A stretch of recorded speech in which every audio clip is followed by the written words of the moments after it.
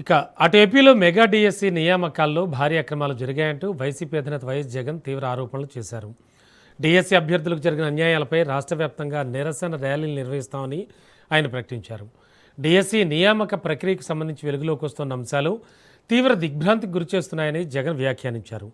లక్షలాది మంది అభ్యర్థుల నమ్మకాన్ని ప్రభుత్వం ఒమ్ము చేసిందని, స్కాములతో ప్రతిభావంతుల జీవితాలను దెబ్బతీసిందని ఆరోపించారు. డిఎస్సి అనేది లక్షలాది మంది యువత భవిష్యత్తుతో ముడిపడి ఉన్న అంశమని, అలాంటి నియామకపు ప్రక్రియలో అవినీతి అక్రమాలకు పాల్పడడం అత్యంత దారుణమని జగన్ అన్నారు. ముఖ్యంగా స్పోర్ట్స్ కోటా నియామకాలపై తీవ్ర అభ్యంతరం వ్యక్తం చేసిన ఆయన ఇందులో పెద్ద ఎత్తున అవకతవకలు జరిగాయని ఆరోపించారు. జీవో నెంబర్ 4, జీవో నెంబర్ 47ల ద్వారా ముందుగానే అక్రమాలకు మార్గం సుగమం చేశారని విమర్శించారు జగన్. గతంలో ఎప్పుడూ లేని విధంగా స్పోర్ట్స్ కోటా అభ్యర్థులకు డిఎస్సి పరీక్ష అవసరం లేకుండా బ్యాక్డోర్ అవకాశం కల్పించారని ఆరోపించారు. డిఎస్సి నియామకాలపై పూర్తిస్థాయి విచారణ జరిపి బాధ్యులపై చర్యలు తీసుకోవాలని జగన్ డిమాండ్ చేశారు.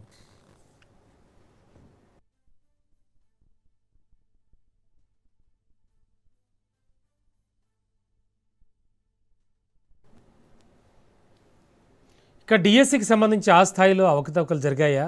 స్పోర్ట్స్ కోటాలో ఉన్న వాళ్ళకి స్పోర్ట్స్ కోటా పేరుతో డైరెక్ట్ ఉద్యోగ అవకాశాలు కల్పించారు. అసలు యాక్చువల్గా డిఎస్సి విషయంలో ఏపీలో ఏం జరిగింది, దాన్ని అంది వచ్చిన అవకాశంగా మార్చుకుని వైసీపీ అధినేత జగన్మోహన్ రెడ్డి ఏం చేయబోతున్నారు, ఎలాంటి కార్యాచరణ తీసుకోబోతున్నారు?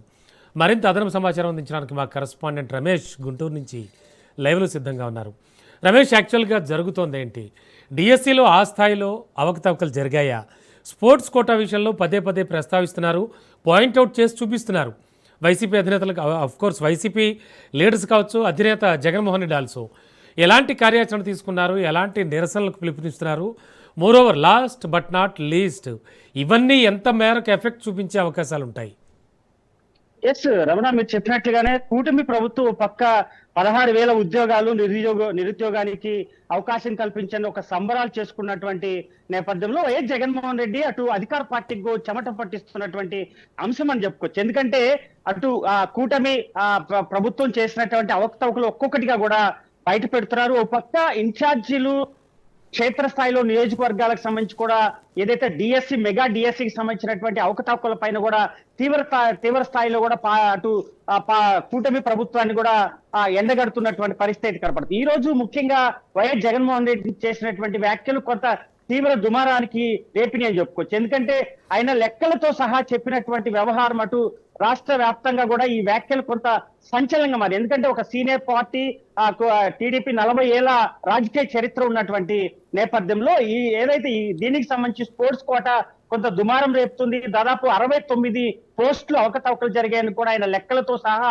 ఆధారాలతో సహా కూడా వైఎస్ జగన్మోహన్ రెడ్డి మీడియా ముందుకి తీసుకొచ్చినటువంటి పరిస్థితి. గోల్డ్ మెడల్ సాధించినటువంటి అటు డిఎస్సిలో ఇన్వాల్వ్ అయిన తర్వాత రాసినటువంటి వ్యక్తిని కూడా ఆయన పక్కన పెట్టుకొని అటు మీడియా ముఖంగా కూడా మాట్లాడినట్టు అయితే క్షేత్రస్థాయిలో చాలా ఫీడ్బ్యాక్ తీసుకున్నారు, చాలా వర్క్ చేశారని చెప్పుకోవచ్చు. ఎందుకంటే ఏదైతే మరి ఆ వీడియో అంటే మనం ప్రెస్ మీట్ లో కూడా జగన్ మాట్లాడినటువంటి ప్రెస్ మీట్ లో కూడా మనం చూస్తాం రమణ, పూర్తి స్థాయిలో కూడా ఆయన ఆడియో రిలీజ్ చేశారు. అక్కడ ఏదైతే ఒక్కొక్క పోస్ట్ కి 10 నుంచి 15 లక్షల రూపాయలు బేరసారాలు జరిగి అంటూ కూడా వైఎస్ జగన్మోహన్ రెడ్డి సాక్షాత్తు మీడియా రాష్ట్ర ప్రజల ముందుకు తీసుకొచ్చినటువంటి పరిస్థితి కనపడుతుంది. అయితే దీనికి సంబంధించి కూడా స్పోర్ట్స్ కోటా సంబంధించి కూడా జీవో నెంబర్ 4, జీవో నెంబర్ 40 సంబంధించినటువంటి వ్యవహారానికి సంబంధించి కూడా తీవ్రంగా తప్పుపడుతున్నారు. ఏదైతే దాదాపు 69 మంది పోస్టులు అమ్ముకున్నారు, అదేవిధంగా 16,000 పోస్టులు అనేక అవకతవకలు జరిగాయి. వీటన్నిటిపైన కూడా విచారణ జరపాలని కూడా వైఎస్ జగన్మోహన్ రెడ్డి కూడా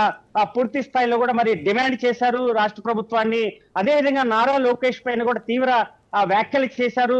అటు అధికారులు అదేవిధంగా మంత్రి కనసాగిల్లోనే ఇదంతా కూడా కొనసాగింది. అదేవిధంగా కోన రవికుమార్ కూడా ఏదైతే మరి స్పోర్ట్స్ కోటాకి సంబంధించినటువంటి ఏదైతే కమిటీలో ఉన్నటువంటి మెంబర్స్ కానీ అటు ఎంపీని ప్రస్తావిస్తూ కూడా మరి వారు ఇచ్చినటువంటి సర్టిఫికెట్లకు కూడా ఉద్యోగాలు ఇచ్చినటువంటి అంశాన్ని కూడా వైఎస్ జగన్మోహన్ రెడ్డి లేవనెత్తినటువంటి పరిస్థితి అయితే కనపడుతుంది. అయితే ఆయన ప్రధానంగా అటు ఏదైతే మరి జరిగినటువంటి అవకతవకల పైన కూడా అటు సిబిఐ ఎంక్వైరీ చేయాలి, అదేవిధంగా సిబిఐ దర్యాప్తు చేయాలంటూ కూడా ఆయన చేస్తున్నటువంటి వ్యాఖ్యలు కూడా తీవ్ర దుమారం రేపుతుంది. అయితే రాష్ట్ర ప్రభుత్వం పూర్తి స్థాయిలో 16,000 మంది మెగా డిఎస్సి ఉద్యోగాలు వెల్లడించి అటు రాష్ట్ర ప్రభుత్వం గత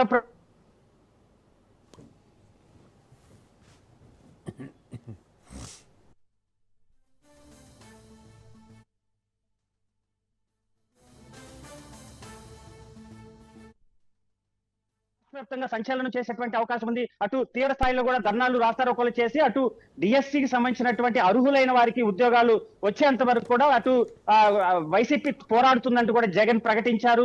కార్యాచరణ కూడా ఆయన రూపొందించారు. ఇప్పటికే అనేక సార్లు కూడా ఇప్పటికే అటు కూటమి ప్రభుత్వం పైన అటు వెన్నుపోటుకి 2 సంవత్సరాల కాలం పూర్తయిందంటూ కూడా అటు నియోజకవర్గాల్లో తీవ్రంగా కూడా అధికార పార్టీ పైన కూడా మరి తీవ్ర స్థాయిలో విమర్శలు చేస్తున్నటువంటి నేపథ్యంలో ఇటు డిఎస్సి కొంత తలనొప్పిగా మారింది. అయితే మనం ముఖ్యంగా చూసుకోవచ్చు అధికారుల అలసత్వం ఇక్కడ కనపడుతుందని చెప్పుకోవచ్చు. ఎందుకంటే రకరకాల ఒక స్టేట్మెంట్లు ఇవ్వడం వలన కొంత అటు విపక్షాలకి అటు పూర్తి ఆధారాలు ఇచ్చినటువంటి పరిస్థితి అయితే కనపడుతుంది. అయితే స్పోర్ట్స్ కోటాకి సంబంధించి కూడా కొంత అవకతవకలు అయితే జరిగినట్లు కూడా కొంత ప్రచారం అయితే జరుగుతుంది ఏపీలో.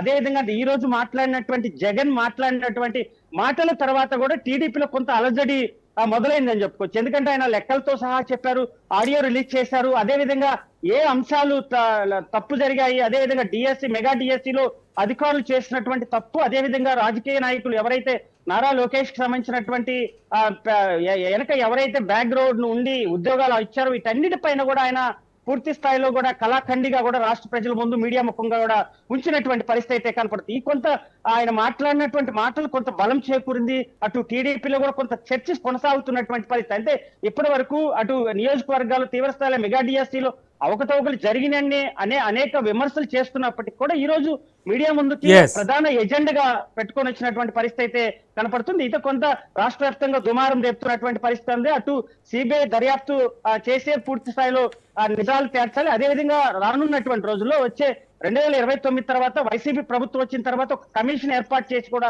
డిఎస్సి అభ్యర్థులకు కూడా పూర్తి న్యాయం చేస్తానంటూ కూడా రాష్ట్ర ప్రభుత్వానికి అదేవిధంగా రాష్ట్ర ప్రజలకి అదేవిధంగా డిఎస్సి ఎవరైతే లక్షలాది మంది ప్రజలు ఎగ్జామ్ రాశారో వాళ్ళందరికీ కూడా ఒక హామీ అయితే ఇచ్చినటువంటి పరిస్థితి కనపడుతుంది. మెగా డిఎస్సి కొంత వివాదంగా మారినటువంటి నేపథ్యంలో దీనికి ప్రభుత్వం ఎలా చెక్ పెడుతున్నది కూడా చూడాల్సినటువంటి పరిస్థితి అయితే ఉంది. Ramana, okay, thank you.